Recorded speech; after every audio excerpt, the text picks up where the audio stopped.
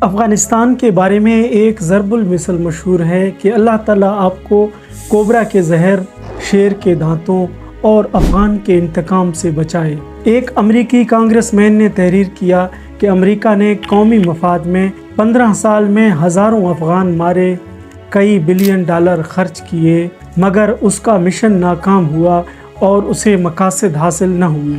افغانستان ایک بند ملک ہے جو روس، تاجکستان، ترکمانستان، ازبکستان، ایران اور پاکستان کے درمیان گھرا ہوا ہے۔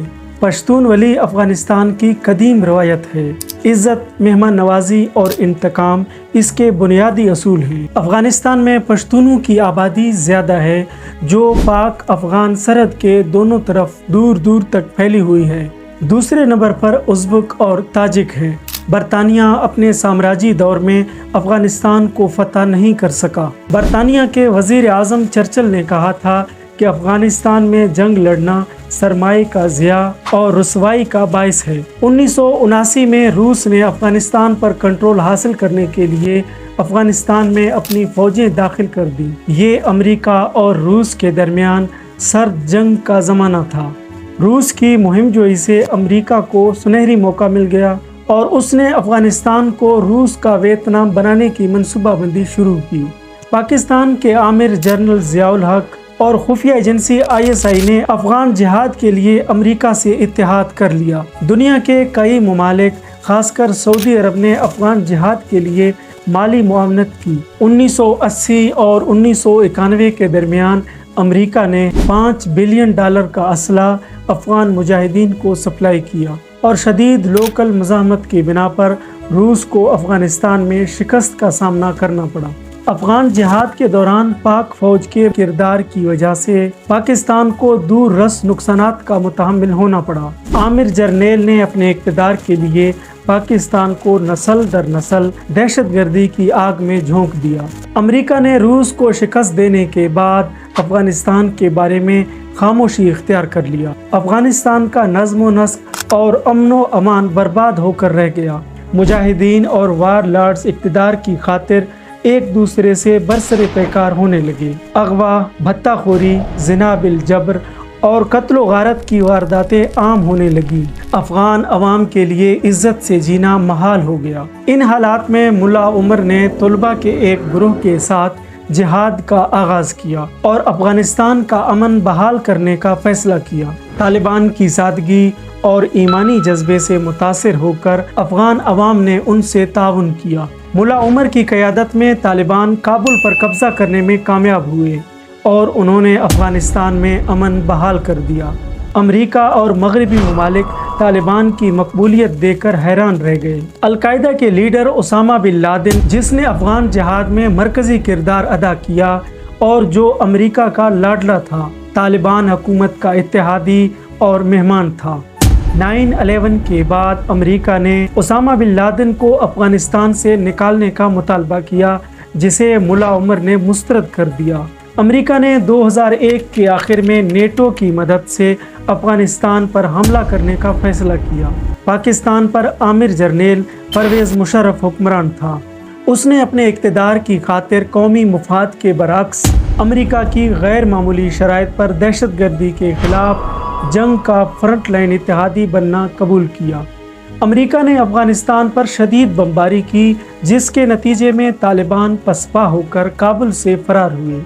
امریکہ نے پشتون قومیت کو نظر انداز کر کے افغانستان پر غیر پشتون افغانیوں، شمالی اتحاد، تاجک، ازبک کی حکومت قائم کر دی۔ البتہ حکومت کا سربراہ پشتون حامد کرزئی کو نامزد کیا، جس کا پشتون علاقوں میں کوئی اثر و رسوخ نہیں تھا۔ امریکی سرپرستی میں قائم کی گئی مخلوط افغان حکومت امن کے قیام اور بنیادی سہولتوں کی فراہمی میں ناکام رہی۔ افغانستان کے پشتون علاقوں کے افغان احساس محرومی کا شکار ہونے لگے اور وہ پشتون طالبان سے تعاون کرنے لگے۔ افغان طالبان کی کامیابیوں سے متاثر ہو کر پاکستان طالبان نے بھی ایک الگ تنظیم بنا لی۔ افغانستان میں القاعدہ، افغان طالبان، داعش اور پاکستان طالبان اپنے اپنے مقاصد کی خاطر افغان حکومت کے خلاف جنگ لڑتے رہے۔ بالآخر امریکہ کو بھی افغانستان کی سرزمین پر پسپا ہونا پڑا۔ امریکہ اور طالبان کے درمیان دوحہ میں امن معاہدے پر دستخط ہوئے، جس کے تحت مئی 2021 تک تمام غیر ملکی افواج کا انخلا ہونا طے پایا۔ اس کے علاوہ افغان حکومت کو 5000 قیدیوں کی رہائی اور طالبان کو 1000 مغوی رہا کرنے کا پابند کیا گیا۔ اس معاہدے میں طالبان سے یہ ضمانت بھی مانگی گئی کہ وہ افغانستان کی سرزمین کو دہشت گردی کے لیے استعمال نہیں ہونے دیں گے۔ افغانستان سے 20 سال بعد امریکہ کا قبضہ ختم ہوا اور پھر طالبان نے کچھ ہی وقتوں میں افغانستان بھر سے حامد کرزئی کی حکومت کو ختم کر کے ملک بھر میں طالبان حکومت قائم کر دی۔ پورے افغانستان پر کنٹرول کی خوشی میں طالبان نے جشن منایا۔ اس حوالے سے سینئر طالبان رہنما نے کہا کہ ہم نے تاریخ رقم کر دی۔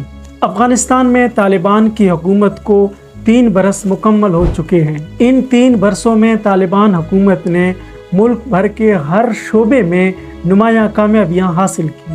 اگر دفاعی نظام کا جائزہ لیا جائے تو طالبان حکومت نے اپنی دفاع کو بہت مضبوط کیا۔ جنگی ساز و سامان میں اضافے اور مجاہدین کی تربیت کو اہمیت دیا گیا۔ افغانستان میں تعلیمی نظام میں بھی اصلاحات کیے گئے۔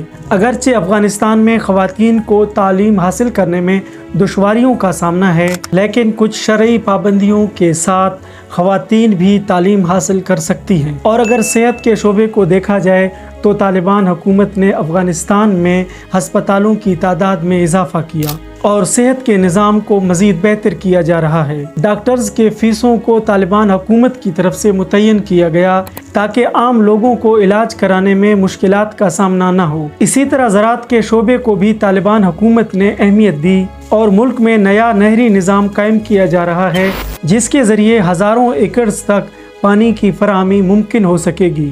اور اگر تجارت کی بات کی جائے تو طالبان حکومت نے تجارت کو بھی فروغ دینے کا فیصلہ کر لیا۔ ملک بھر میں منشیات کی کاشت پر پابندی عائد ہے، جس کی وجہ سے افغانستان میں منشیات کی پیداوار میں 95% تک کمی آئی ہے، جسے دنیا بھر میں سراہا گیا۔ اور طالبان حکومت ایران سے تیل امپورٹ کرنے کے لیے بھی امریکہ کی اجازت کو ضروری نہیں سمجھتا۔ اور اگر آٹو موبائل انڈسٹری کی بات کی جائے تو طالبان حکومت نے آتے ہی اس جانب بھی توجہ دینا شروع کیا۔ آج افغانستان میں سپورٹس کار کے ساتھ ساتھ بسیں بھی بنائی جا رہی ہیں۔ اسی طرح سب سے اہمیت کے حامل توانائی کے پروجیکٹس پر بھی تیزی سے کام جاری ہے۔ طالبان حکومت شمسی توانائی سے مستفید ہونے کے لیے کوشاں ہے، جس پر تیزی سے کام جاری ہے، اور آج افغانستان بھر میں امن قائم ہے اور افغانستان کے باشندوں کو ملک کے نظام انصاف پر پورا بھروسہ ہے اور انہیں فوری انصاف دیا جاتا ہے۔ دعا ہے اللہ کریم افغانستان کے ساتھ ساتھ ہمارے ملک پاکستان پر بھی رحم فرمائے اور یہاں انصاف اور اسلام کا بول بالا ہو۔ ملتے ہیں کسی اور ویڈیو میں۔ اپنا اور اپنے پیاروں کا خیال رکھیے۔ اللہ حافظ۔